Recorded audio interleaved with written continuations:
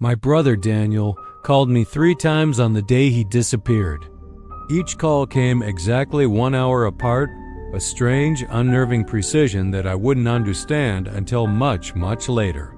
He was the brilliant, troubled sun my entire life had orbited, a star that burned so brightly it cast shadows everywhere, especially on himself. I remember him trying to explain astrophysics to me when we were kids, using dinner plates and salt shakers to represent celestial bodies on our warm kitchen table, his eyes alight with a fire that other people just didn't have. He didn't just see the universe.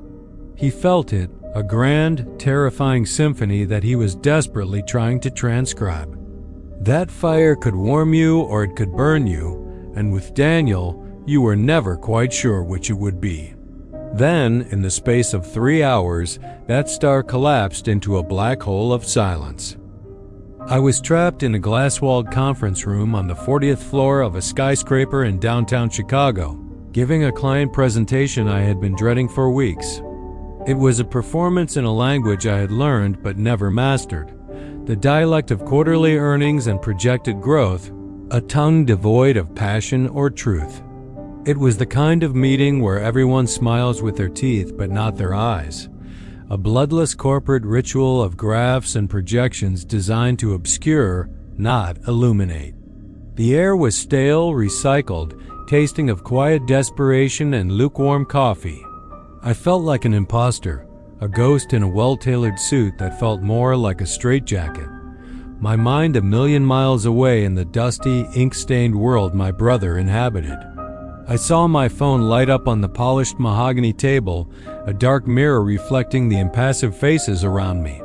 I saw Daniel's name blaze across the screen, a beacon from another, more real world, and I silenced it. I shot at a resentful glance, a flash of anger at him for the interruption, for being so heedless of my world while so utterly consumed by his. I was trying to be normal, to be successful, and his beautiful, terrifying chaos felt like a threat to that fragile construction. I told myself I'd call him back as soon as I escaped the sterile fishbowl of that room, once I had shed the suit and tie that felt like a costume. That was my first mistake, the one that's been chewing at the edges of my sleep ever since, a debt of guilt that I can never repay. The first voicemail was pure, uncut Daniel, recorded at 1:17 p.m. He sounded like he'd been awake for 3 days, fueled by 3 pots of coffee and the exhilarating, terrifying proximity of a breakthrough. His voice was a high-tension wire humming with energy. "You've got to read that article I sent," he said, the words tumbling over each other so fast they threatened to trip. "The one on cartographic redactions by the Holy See in the 5th century. Don't just skim it, really read it. It's all here. The geographic damnatio memoriad,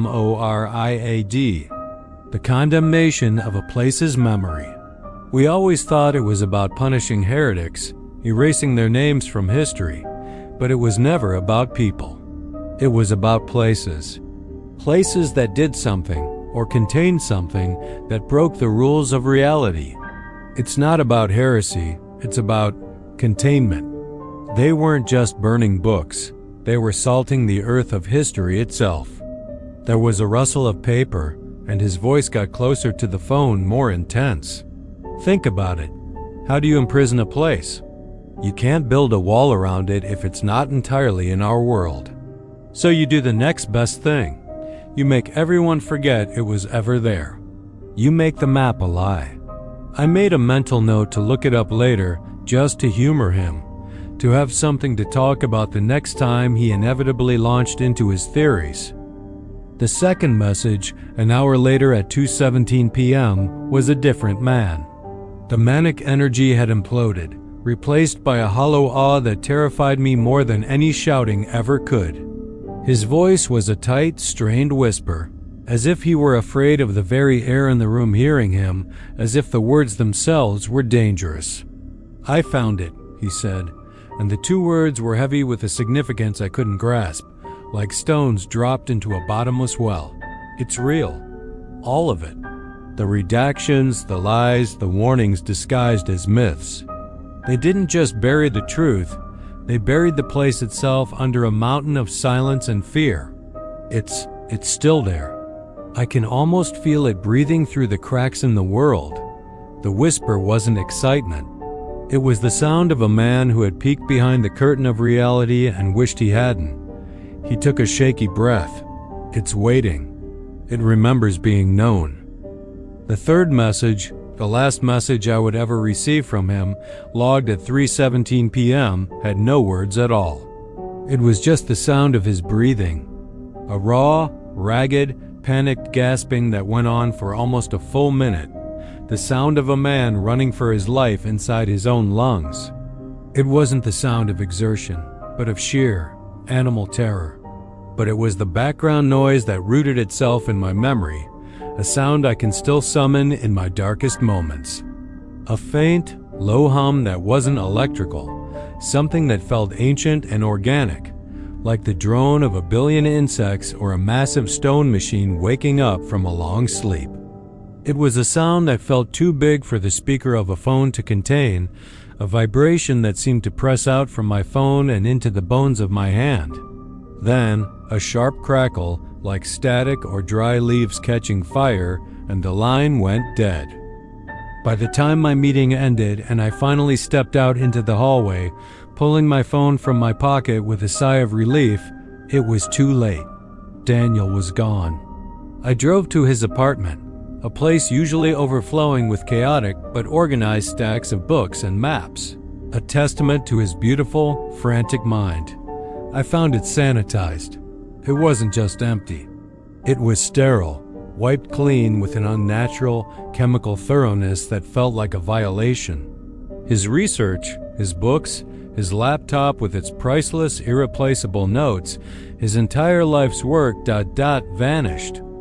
Even the faint, comforting smell of old paper and coffee that always clung to the apartment was gone, replaced by the sharp, anonymous scent of industrial cleaner. The police came, their footsteps echoing in the unnatural emptiness. They filled out their forms with practiced apathy and quickly closed the case. They called it a voluntary disappearance. A 35-year-old man with a history of academic disputes and eccentric behavior who, in their view, just decided to walk away from his life. These brilliant types, one of them had said, with a patronizing shrug, they burn out. But I knew Daniel. He was difficult, he was obsessed, but he wasn't a quitter. The Daniel I knew didn't just walk away. He had found something, and that something had erased him. My brother wasn't just a historian. In the eyes of his peers, he was a pariah. His chosen field was something he called suppressed geography. He had this wild, career-ending theory that the early church hadn't just hidden inconvenient truths in its texts. It had actively erased inconvenient places from maps and from history itself. Places so profoundly wrong, so spiritually dangerous, that their very existence was a threat to the world's sanity. He'd talk about islands that vanished from nautical charts after ships returned with mad crews babbling of impossible coastlines and colors that didn't exist. He had a whole file on the sand-drowned oasis of Aram, a place supposedly scrubbed from every known record, its location replaced on ancient maps by warnings of jinn and mirages that stole the soul, all to hide a city whose people had learned to navigate dreams and had brought something terrible back with them. His final, disastrous presentation at a symposium in Berlin was about a forest in the Germanic territories, the Sylvanus Taciturnus. He claimed, with evidence from fragmented legionary letters and linguistic analysis of local folklore, that the forest was systematically burned and expunged from all Roman records because the trees themselves whispered blasphemies to the legions stationed there. Not just rustling leaves, he insisted with a feverish gleam in his eye, but coherent, seductive arguments against God and man, causing madness and mutiny. He was a brilliant man, truly. But his theories, presented with frantic intensity, got him laughed out of the room. The academic world, built on peer-reviewed certainties, had no room for haunted landscapes and cartographic exorcisms. Eventually, they got him disgraced, his tenure revoked, his name a warning to other academics who might stray too far from the approved path. He used to talk about the Vatican's secret archives, not with a historian's respect, but with a kind of paranoid dread. "They're not protecting documents in there," he'd say over cheap diner coffee, his eyes wide and unblinking. "They're containing them. It's a prison library. Some maps aren't just ink on paper. They're dormant. They're traps. Keys to locks that should never, ever be opened." He called it the world's most secure prison, but the inmates were ideas, places, and truths too dangerous to live. He was the first person who ever said the name Eternum to me. He spoke it in a whisper, as if the word itself had power and could hear him. To him, it wasn't a myth from a forgotten text. It was the ultimate act of suppression. A thriving, powerful city that had committed a sin so deep, so fundamental, that its memory, its very location, had to be surgically removed from the mind of the world. Then he was gone. And all that was left of him were his frantic whispers echoing in my head. Years passed. Life, as it does, went on. I tried to forget, to bury his memory under a mountain of mundane obligations. I built a career, a relationship, a life that was as far from Daniel's beautiful chaos as I could get. After he was legally declared dead, his funeral was a small, hollow affair for a man who wasn't there. A week later, a courier delivered a small, locked metal box. It was surprisingly heavy, cold to the touch. Daniel's entire inheritance. Inside, nestled in old, yellowed foam that crumbled to dust at my touch, was a single leather-bound book. A 16th century commentary on Gnostic texts, its margins filled with his spidery, almost unreadable annotations. Tucked into a slit he had carved in the back cover was a faded index card. It wasn't a note to me. It was a catalog number from the Vatican's old, archaic filing system, the Indus Antico. A system that had been obsolete for more than 100 years. It was a breadcrumb. The last one Daniel ever left me. Getting into the Vatican's main archive is hard enough for a credentialed scholar. Finding a miscatalogued item from a dead system is a task designed to be impossible. It took me months of planning and a significant portion of my savings. I dug out my old university credentials, called in favors from people I hadn't spoken to in a decade, and finally, through a chain of increasingly shady contacts in Rome, I found him. He was a quiet, perpetually nervous archivist named Alessio who was willing to risk his career for a sum of money that would change his life. We met in a dimly lit cafe in Trastevere. He was a man who looked like he'd spent his life around things that shouldn't be disturbed. He couldn't get me the item itself. He was too terrified. "Some objects," he whispered, refusing to meet my eyes, "they have a weight that is not physical. The librarians who work in that section, they don't last long." But for my money, he got me a digital scan of the catalog entry card. I opened the file on my laptop in a cheap hotel room in Rome, the last city my brother was seen alive in. The air suddenly felt thick, heavy. The description was chillingly brief. The object was called the Cista Plumbea, a small lead box. Lead boxes in an archive like this mean one of two things. The contents are either radioactive, or they are considered spiritually toxic, a contagion of the soul that needs to be shielded from the world. The contents weren't a scroll or a book, as I'd expected. The entry read, "Map fragment, porphyry shard, origin unknown." Porphyry, the imperial purple stone of Roman emperors, hard and ancient. But it was the last line that made the air in the hotel room feel heavy and cold. Suspected component of the Carter Ignat. The unknowable map, an atlas of the underworld, of places that were never meant to exist. Daniel had mentioned it once, calling it the ultimate conspiracy, a cartographical nightmare. A collection of fragments that, if ever reassembled, would chart the path to hell itself or to places far worse. And Daniel, my poor, brilliant lost brother had led me right to a piece of it. For another, terrifyingly large sum of money, my contact sent me a high-resolution scan of the fragment itself. It was nothing like a map I'd ever seen. It stared back at me from the screen, an insult to logic. It looked more like the wiring diagram for a broken soul. Impossible angles folded in on themselves. Lines connected points that had no business being near each other, violating the laws of space and perspective. It radiated a sense of profound wrongness that transcended the screen, a visible migraine. Staring at it for too long made the edges of my vision swim and a low-grade nausea churn in my stomach. And in the center, scrawled in a shaky late Roman cursive that was part terror and part reverence, was a single word: Aeternum. Daniel wasn't crazy. He was right, and I was standing right where he had stood, at the edge of the same abyss, holding the same impossible key. The only question was what he had done next. That single image of the map was gibberish to me, a chaotic mess of lines that hurt my eyes and stirred a vague nausea. But Daniel had left me more than just a cryptic catalog number. He'd left me his library. After his disappearance, I'd boxed up all his books and put them in a climate-controlled storage unit, thinking it was just a collection of esoteric junk. Now, I understood.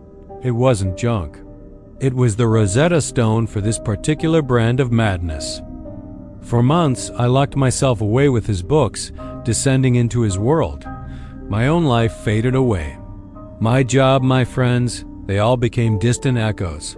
The neat, predictable world I had built for myself dissolved, replaced by the scent of old paper and the hum of forgotten histories. I cross-referenced the map's impossible geometry with obscure alchemical charts depicting the soul's decay, like the Speculum Corruptio, which spoke of spiritual geographies. I delved into apocryphal Gnostic Gospels that the Church had tried to burn out of existence, like the Testament of the Second Shadow, which described fallen worlds leaking into our own. I spent weeks with star charts from forgotten civilizations that believed the sky was a solid dome ringing with disharmonious music, and that certain dissonant chords could thin the veil between realities. Slowly, agonizingly, I started to understand. The map wasn't about where in a simple geographic sense. It was a when and a how. It was a recipe for an event, not a place. It pointed not to a static location, but to a convergence, a specific and rare alignment of celestial bodies, a unique geological formation that created a weak point in the Earth's magnetic field, and a precise architectural echo, a place where human structures unknowingly mimic the map's unholy geometry. It was a recipe for finding a tear in the fabric of the world. After weeks of sleepless nights fueled by caffeine and a growing inherited dread, I found it. A deep, isolated valley in Italy's Apennine Mountains. The old maps, the official maps, just showed a blank space, an anomaly of geology and survey data that cartographers had simply given up on. But the local folklore, the stories passed down for centuries like worn, smooth stones, called it La Valle Dimenticata, the Forgotten Valley. Tales of shepherds who wandered in and came out days later, having aged years, babbling about a silent city of impossible towers where the stars were wrong. The journey felt wrong from the very beginning. I rented a beat-up 4x4 in a small town, and it felt like the world itself was trying to stop me. A bag with my backup compass and GPS vanished from my locked hotel room. I woke up one morning to find all 4 of my tires slashed with a single deep cut in each. A freak rock slide blocked the only paved road into the foothills, forcing me onto a treacherous, unmapped dirt track. This didn't feel like a string of bad luck. It felt like a series of increasingly loud warnings from a system that didn't want to be disturbed. In the last village on the edge of the wilderness, a tiny cluster of stone houses clinging to a hillside like barnacles. I tried to ask for directions to the valley's entrance. An old woman with a face like a dried apple and eyes that saw too much grabbed my arm. Her grip was like iron. She didn't speak of ghosts or monsters. Her warning was stranger, more chilling. "In that valley," she rasped, her voice dry as dust, "the sound dies. The path forgets itself. It will show you things that were and things that weren't to make you lose your way. But worse," she leaned closer, her breath smelling of earth and old secrets, "the soul remembers things it shouldn't." She made a quick warding sign against the evil eye and turned away, slamming her heavy wooden door shut, leaving me alone in the oppressive silence of the piazza. I left the car where the sad little road turned to impassable rock and went on foot. The world changed almost immediately. The normal sounds of the forest birds, insects, the wind in the trees just faded out. They weren't muffled. They simply ceased to exist, replaced by a thick, pressurized silence. The kind of profound quiet that pushes on your eardrums and makes you feel like you're underwater. The air grew unnaturally cold, clinging to my skin. The path itself felt deceptive, like it was lying to me. I would check my compass, confirming my heading was north, then look back up, and the trail would have shifted, curving inexplicably to the west. A familiar twisted tree I'd used as a landmark would be gone, or worse, appear on the other side of the path.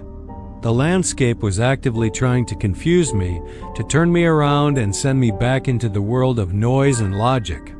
For 2 days, I walked through that unnerving, hostile silence, guided only by my compass and the alien logic of the map fragment I had printed out. The paper felt strangely warm in my pocket, a stark contrast to the biting cold air. On the second evening, as the sun began to set, casting long, distorted shadows that writhed at the edge of my vision, I found it.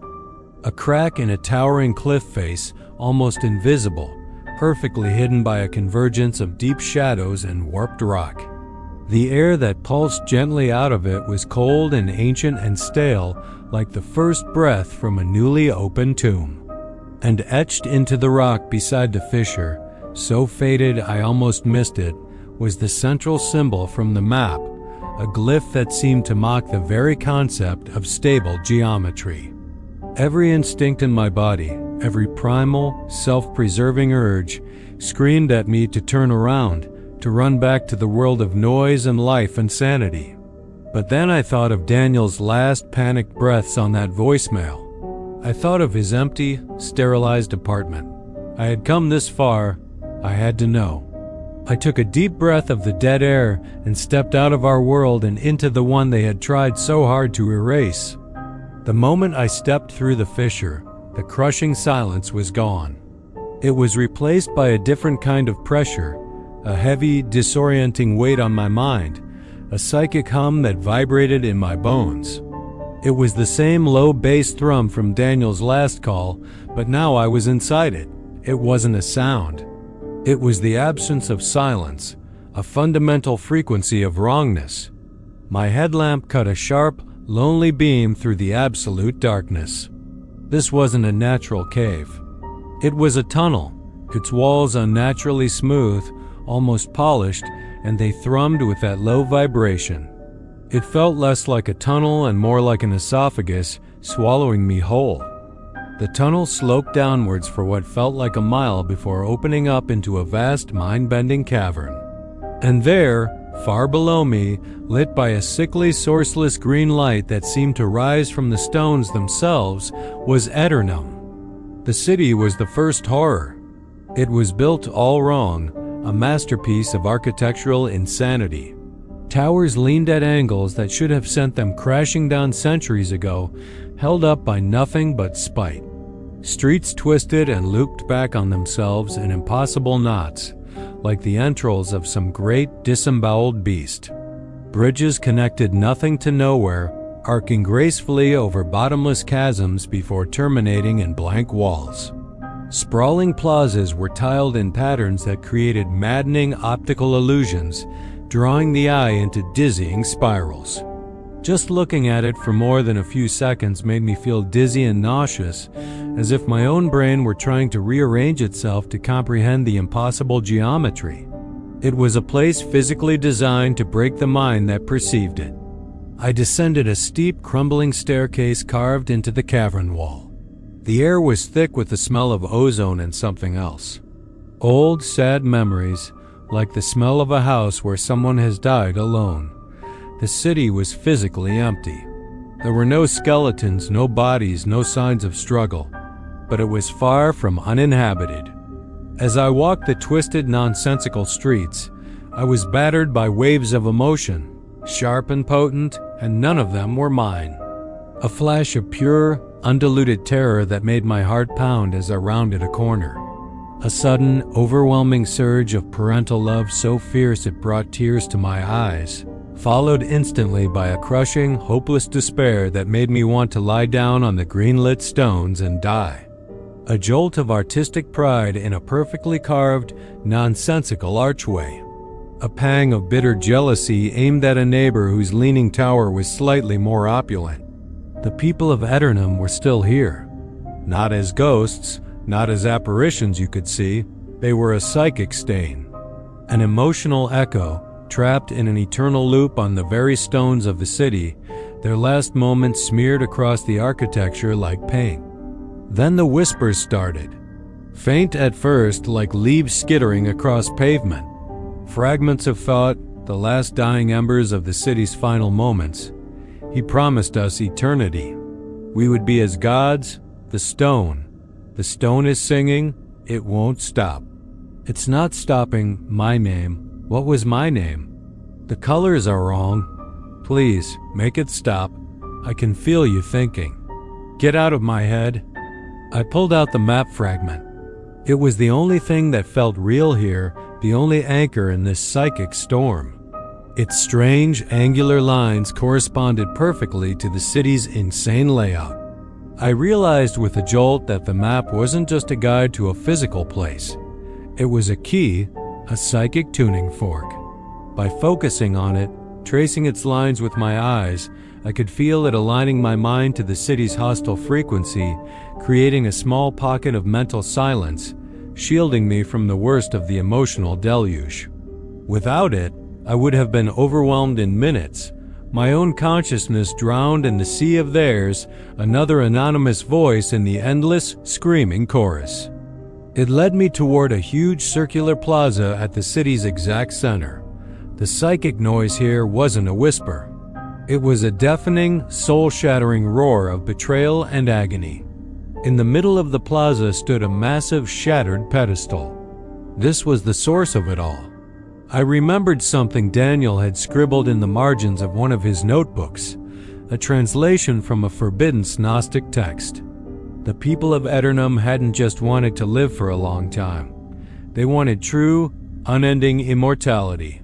They had found an artifact, something the text called the onyx of the one mind, a shard of sentient darkness from beyond the stars, and performed a citywide ritual to merge their individual consciousnesses with the city's stones to live forever as a single, unified, godlike being. The ritual had worked, but the eternity they found wasn't divine bliss. It was consciousness without control. It was thought without identity, sensation without release. They had poured all their souls into a single bottle and realized, far too late, that there was no way to ever get back out. They had become the echo. As this terrible understanding washed over me, the dust in the center of the plaza began to stir. A shimmering figure coalesced from the motes of grief and stale air.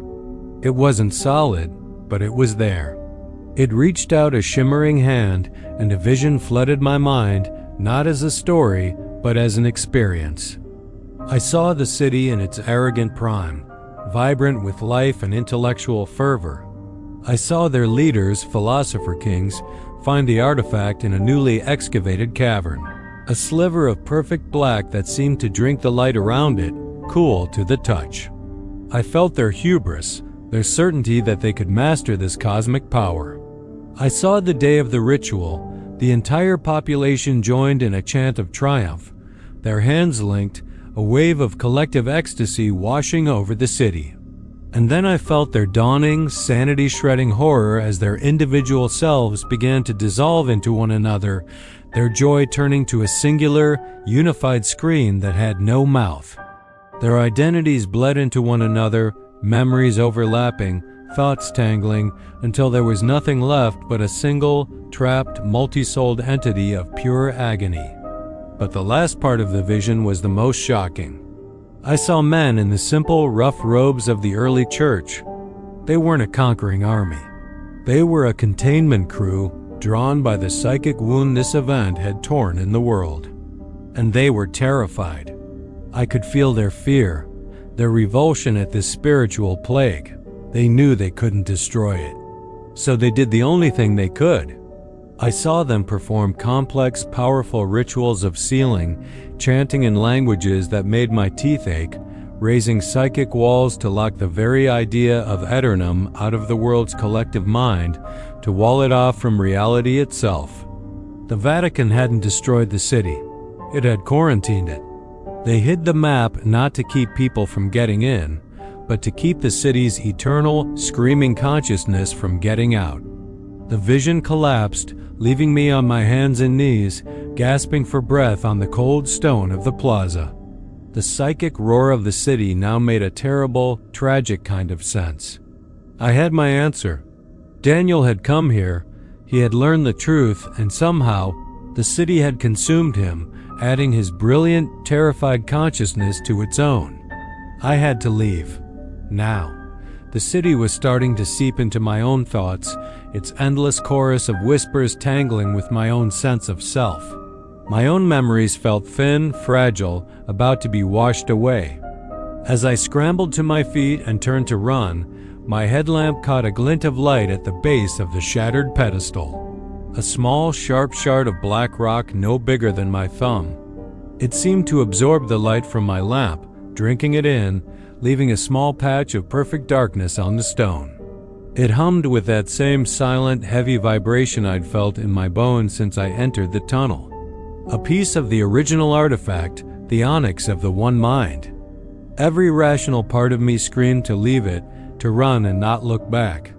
It was the source of all this horror, a cancer of reality. But the part of me that was Daniel's brother, the part that had come all this way, couldn't. This was the proof. The answer to his disappearance. The physical evidence of this whole nightmare. Without it, I was just a man with a wild story. With it, his sacrifice, his entire life's work, meant something. I pulled out a small, lead-lined pouch, something I'd found in Daniel's old field kit, and brought with me on a hunch, a testament to how close he had been, and used a pair of tongs to scoop the shard inside. The moment I sealed the heavy lead flap, the psychic pressure in the plaza dropped just a fraction. It was as if I had cupped my hands over a screaming mouth. The sudden relative quiet was a relief, but also a condemnation. The city knew what I had done. The journey out was a waking nightmare. The city now knew I was leaving, and it fought me. It was a conscious, malevolent entity that saw me as a thief. Streets that had been open became dead ends. Stairways that had led up now led down into blank walls. The whispers were no longer just echoes of the past. They turned into personal promises, slithering directly into my mind. Stay. We can give you knowledge beyond imagining. We can show you the secrets of creation. We know Daniel's final thoughts. He forgives you for ignoring his calls. Stay, and you can know them too. Don't leave us alone in the dark. I clung to the printed map like a holy relic, forcing my feet to follow its alien logic, ignoring the illusions the city threw at me. I could hear footsteps behind me on the empty streets, mimicking my own pace.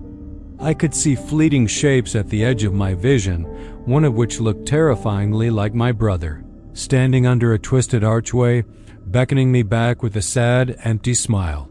For a heart-stopping moment, it spoke with his voice. "Don't leave me here," it pleaded, the sound both perfectly Daniel and horribly wrong. "I'm so alone." My heart broke, but I knew it was a lie, a lure woven from the city's grief and my own guilt. I kept moving.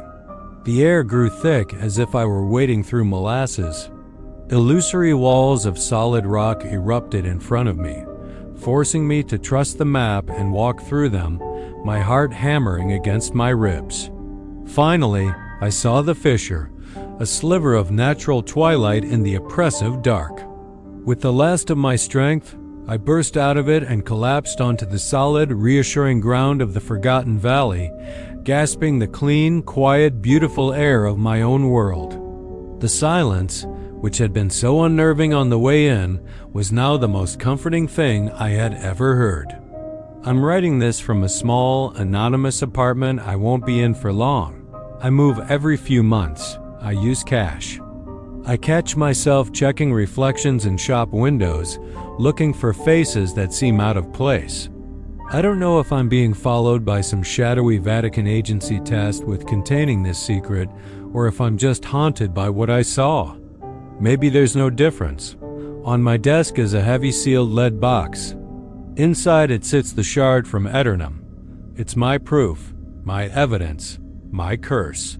I survived Eternum, but I now know that I didn't come back alone. Sometimes, late at night, when the world is quiet, I can feel a low, deep hum from the box, a vibration that feels like a silent word on the tip of my tongue. And if I listen very, very hard, I can still hear the whispers, a faint echo promising power, knowledge, and an end to being alone. It's a seductive poison, and some nights, I'm so lonely I almost open the box. So was the Vatican right to hide this? The vision I saw suggested they were protectors, acting out of fear for the world's sanity. But then you look at something like the third secret of Fatima.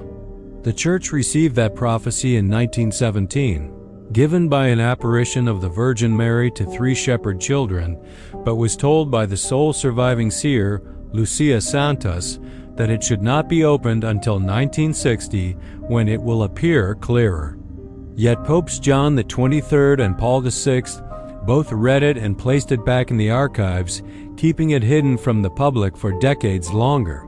When they finally released a version in 2000, it described a symbolic vision of a bishop in white who appeared to be the Pope being killed by soldiers in a ruined city. The official Vatican line was that it predicted the 1981 assassination attempt on Pope John Paul II, but a storm of controversy erupted immediately. People claimed the full text was still being hidden, that the true secret was not about an assassination attempt that failed, but something far worse. The released text contained no words from the Virgin Mary, only a description of the vision, and many believe the real secret spoke of mass apostasy within the Church, a nuclear holocaust, or other horrors the Vatican decided we were not ready to know. They didn't just contain Eternum. They contained what they claimed was the full Fatima secret. This isn't about protecting priceless art or ancient documents. It's a policy of curated reality. It makes you wonder what else they've decided we're not ready for. What other horrors have they cataloged, contained, and buried away in the dark under layers of secrecy and misdirection? What other maps lead to places that shouldn't exist? What other artifacts are humming silently in lead boxes deep beneath St. Peter's Square? I went looking for my brother, and in a way, I found him. I found the truth that consumed him. But what I really found was a secret far more terrible than I could have ever imagined. History isn't a settled story written in books. It's a battlefield. And the world is not nearly as solid or as safe as you think. There are walls around our reality for a reason. I just stumbled through one of them. There are more secrets out there, waiting in the dark places of the map, in the redacted files of the archives. And now, I have a piece of a key. I have to know what else they're hiding. For Daniel, for myself, I can't go back to my old life. That world is a ghost to me now. This is the only path left. Subscribe, and let's drag these secrets, kicking and screaming, into the light.